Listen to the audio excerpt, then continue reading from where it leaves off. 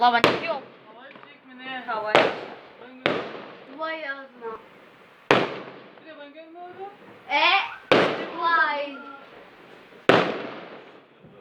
Nasıl bir kırmızı? Evet. Havai fişek.